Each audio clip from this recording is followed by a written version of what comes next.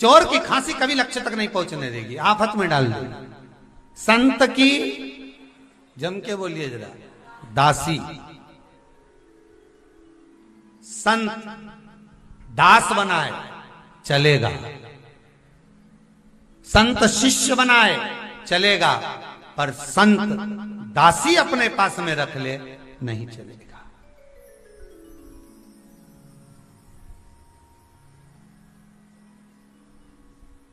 शिष्य बनाए मना नहीं, पर दासी अपने पास में रखे नहीं चलेगा। चोर की खांसी, संत की दासी कहीं ना कहीं डुबवा देते हैं, कहीं ना कहीं लक्ष्य तक नहीं पहुंचने देते, कहीं ना कहीं वो नष्ट करवा देते हैं। और तीसरे नंबर पर है मनुष्य की आलसी।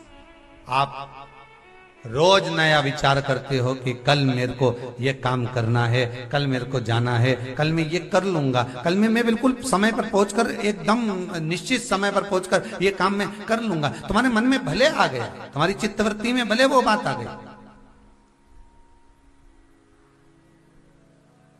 तुम्हारी चित्तवृत्ति में वो बात भले पहुंच गई, और तुमने विचार भी कर लिया कि कल मैं कर लूंगा, और मालूम पड़े यही तो प्रसंग था। एक बार युधिष्ठिर ने अपने राजमहल के दरवाजे पर आए हुए ब्राह्मणों से कहा, ब्राह्मणों क्या चाहिए? ब्राह्मण कहते हैं थोड़ा सा दान दे दीजिए। इतने में युधिष्ठिर के मुख से निकल गया कि मैं कल दान करूंगा, मैं आज दान नहीं करूंगा, कल दान करूंगा।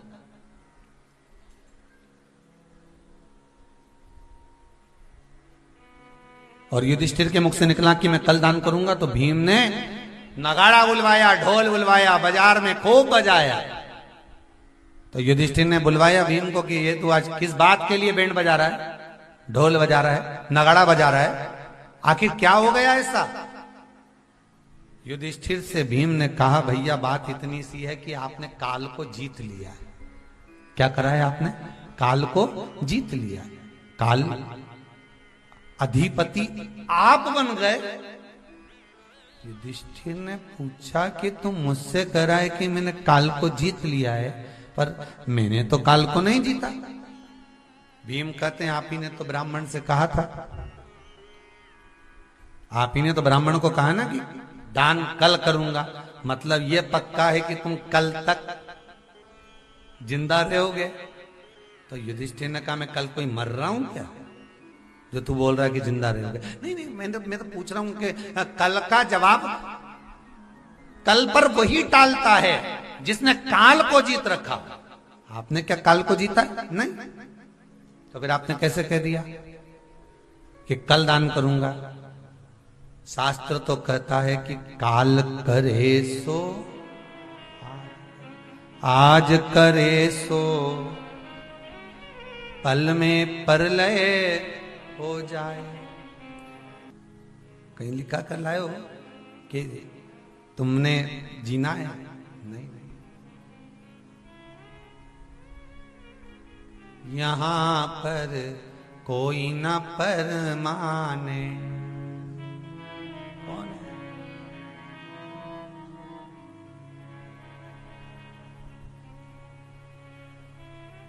यहां पर कोई न परमाने। जब नौकरी परमानेंट नहीं रहती, बोलो तो सही,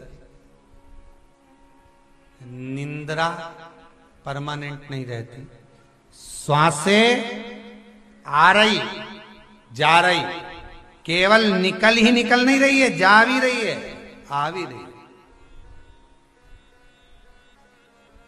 फिर क्या करना?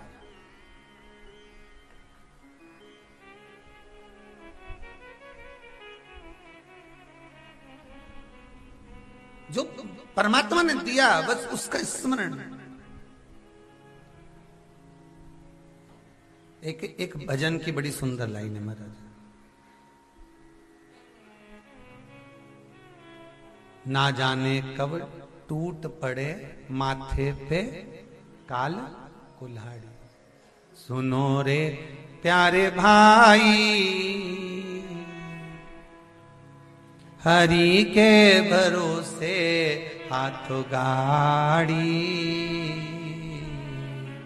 प्रभु के भरोसे हाथों गाड़ी, हरि के भरोसे हाथों गाड़ी, प्रभु के भरोसे हाथों गाड़ी। ये परमात्मा साधा हुआ है, परमात्मा अपने पास रखा हुआ है। काल अधिपति तो केवल दुनिया में एक है, और वो उज्जैनी नरेश, उज्जैन का राजा, काल को जीतने वाला काल अधिपति महाकाल, उसके सिवाय कोई नहीं।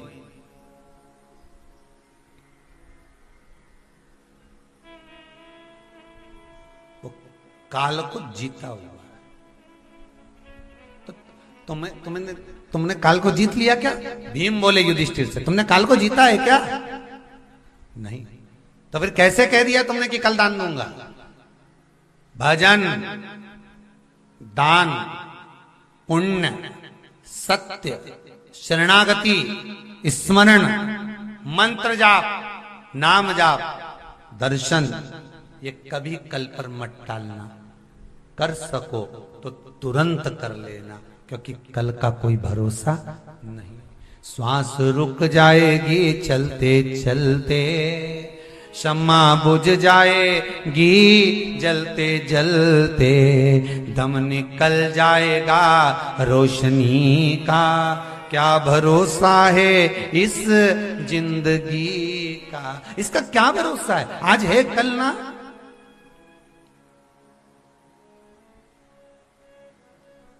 की कथा कर रही है, शंकर का अनुमोदन कर रहा है, शिव महापुराण कर रही है। जीवन का कोई भरोसा नहीं। हम सोचे कल करेंगे,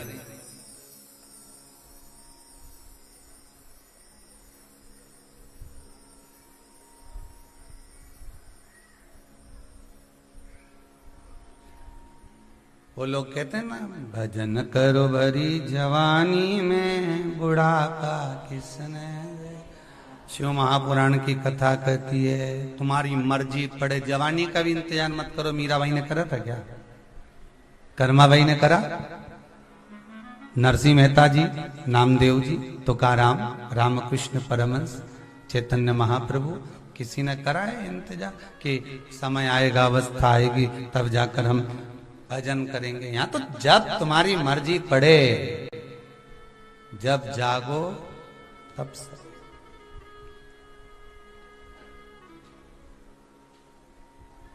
चित्तवृत्ति को लगा लो बस, कैसे भी परमात्मा में डूबा। खांसी, बोलते जाओ जरा, खांसी, दासी, आलसी, कल पर नहीं टालना। एक दिन की शिव पुराण, कोई माता जी कह रही थी कि एक दिन की शिव पुराण रह जाती है गुरुदेव, रात को मोबाइल पर सुन लेते। मान लो मेहमान आ गए, कहीं जाना पड़ गया, कहीं पहुंचना पड़ गया, नहीं सुन पाई, तो फिर मोबाइल पर रात को सुनते।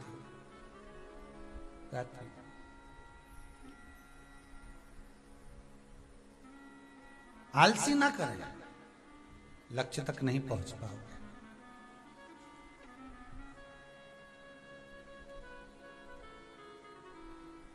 कई लोग कहते हैं भगवान मेरी झोली में इतना धन दे दे, इतना धन दे दे कि मैं भगवान की कथा, भगवान का पूजन, भजन, अभिषेक, स्मरण खूब कराऊं। मना नहीं, पर भगवान मुझे दे तो मैं दान करूं, मैं पुण्य करूं, मैं सत्कर्म करूं। जैसे तुम सोच रहे हो ना कि भगवान तुम्हें दे तो तुम दान करो, पुण्य करो, सत्संग करो, संकीर्तन करो, भजन करो, तो भगवान भी कई बार सोच के बैठ जाता है कि तू पहले भजन करे, दान करे तो मैं लक्ष्मी भेज, नहीं तो काय करे।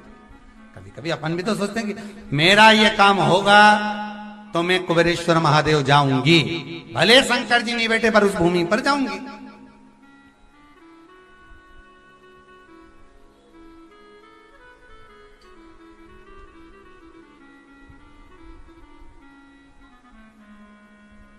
ये चित्तवृत्ति में भजन। आज कभी हम आ रहे थे जब कथा में, तो कोई पति पत्नी का जोड़ा आया कि गुरुदेव हमारे डॉक्टर 90% कोरोना, सब वेंटिलेटर पर पहुंच गए, कुछ भी नहीं बचा, सब ने आस छोड़ दी। पर केवल शंकर की कथा सुन रखी थी, तो वो केवल शंकर का ही चेहरा और स्मरण याद आ रहा था, इसलिए आज धोख लगाने आए कि बाबा हमको जीवित रख दिया। कहीं बैठे होंगे दोनों, कहीं ना कहीं होंगे, कहीं ना कहीं बैठे। वो बैठे, खड़े होइए जरा दोनों।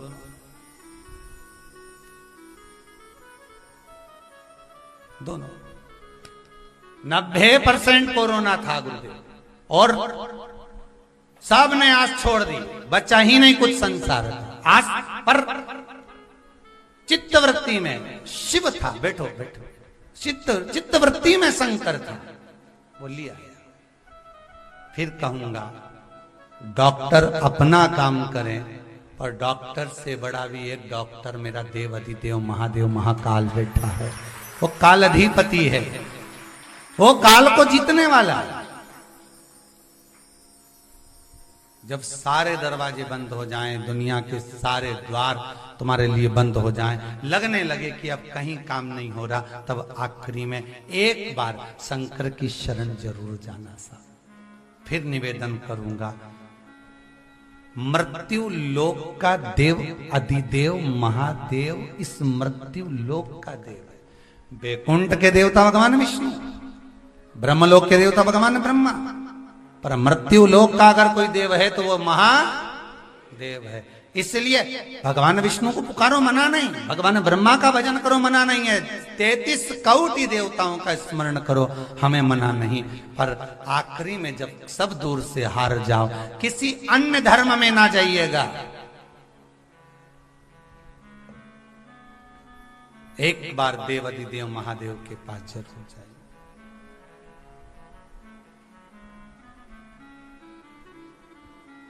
और उससे जाकर निवेदन जरूर कर कि भोला सब दुख काटो ओ भोला सब दुख। एक बार उसके पास जाकर निवेदन जरूर करना, उसके पास जाकर प्रार्थना जरूर करना कि मेरे जीवन का सारा दुख काट दीजिए, बस इतनी कृपा कर दो।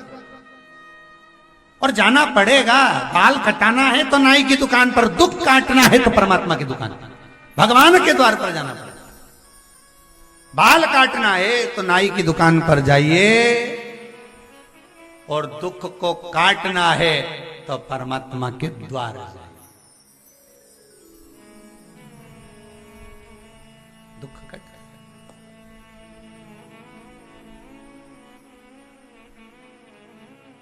पर जब आलसीपन से हटोगे तब ही तो परमात्मा के पास पहुंचोगे। यही 1 बजे से 4 बजे तक तुम्हारा सोने का समय, और ऊपर से फंस गया सियोर वाला महाराज। 1 बजे से 4 और कथा,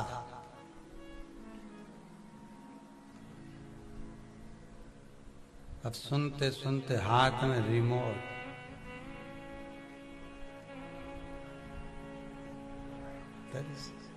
छोटा सा पोता घर पास में आके बोला, दादी ऐसी ऐसी क्यों कर रही है? दादी बोली, भगवान भागरिया तो बुला रही।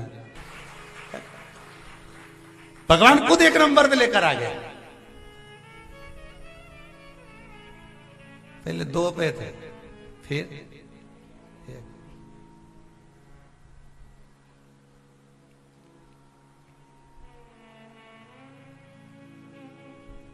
अब इधर 12,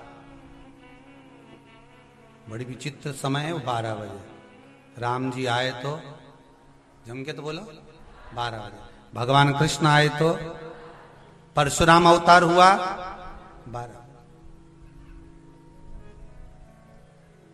बराह अवतार 12, नरसिंह अवतार शाम के 6 बजे। जितने ज्यादा से ज्यादा भगवान के अवतार हुए सब 12 बजे। किसी ने पूछ लिया कि राम जी से कि प्रभु ये भगवान, किसी ने पूछा कि ये भगवान कृष्ण 12 बजे क्यों आए, राम जी 12 बजे क्यों आए, तो किसी के मुख से निकल गया कि हो सकता है रावण की और कृष्ण भगवान तुरंत, जो रावण है वो और कंस है वो, हो सकता है भगवान को उसकी 12 बजाना हो इसलिए। पर ऐसा प्रसंग नहीं है। 12 का जो आंकड़ा है ना, एक के पीछे 2 लगा है। कितना लगा है? एक के पीछे 2। 1 और 2 को प्लस कर दो तो कितना हो गया? ब्रह्मा विष्णु महेश 3। 2 में से 1 माइनस कर दो तो कितना हो गया? 1। अर्थात 1 है, उसी में राम है, उसी में कृष्ण है, उसी में ब्रह्मा, उसी में विष्णु, उसी में शिव है। जब भगवान शंकर का अभिषेक करते हैं तो 3 चरण की टेकी पर एक एक बूंद पानी टपकता रहता है। वो 3 चरण ब्रह्मा विष्णु महेश, एक एक बूंद पानी जो गिर रहा है वो दिखा रहा है कि हम तीनों एक है। हमें भेद नहीं है। भेद संसार की दृष्टि में जो हमने भेद कर लिया। संसार के लोग भेद करते हैं, ये राम वाला, ये कृष्ण वाला, ये शिव वाला, ये भवानी वाला, ये दत्त वाला, ये वो वाला। नहीं नहीं, अपने भेद नहीं करना। अपने तो एक। कोई तुमसे पूछे तुम कौन सा वाला, तो कहते हम तो महादेव वाला। तो क्या महादेव वाला मतलब? तो कहना जिसमें 33 कोटि देवता एक साथ समाये हों। मतलब ये नहीं है कि हम शंकर, हम तो राम जी के मंदिर भी जाएं तो खूब प्रेम से प्रसाद पाके आए। हम कृष्ण के मंदिर भी जाते हैं तो भगवान का प्रसाद लेते हैं। हम शिव मंदिर में भी जाते हैं तो भगवान का प्रसाद लेते हैं। हम ये नहीं कहते कि हम शंकर मंदिर का प्रसाद नहीं लेंगे, हम इस मंदिर का प्रसाद नहीं लेंगे, हम वहां नहीं जाए। भगवान की कथा में जहां अच्छा मिल जाए वहां चले जाए, जहां अच्छा भगवत तत्व अच्छा प्राप्त होना चाहिए।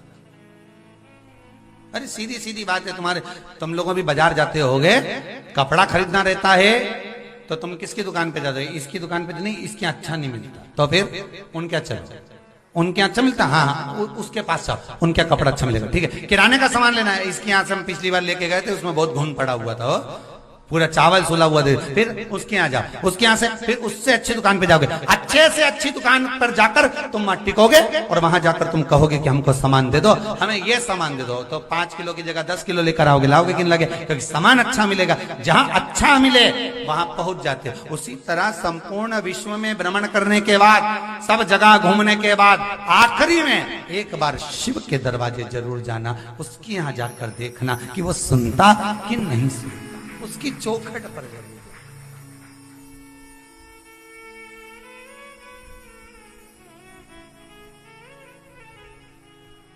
वो सुने ना सुने वो उसके पास है। तुम जाकर बोलो तो दरबार में भोले बाबा के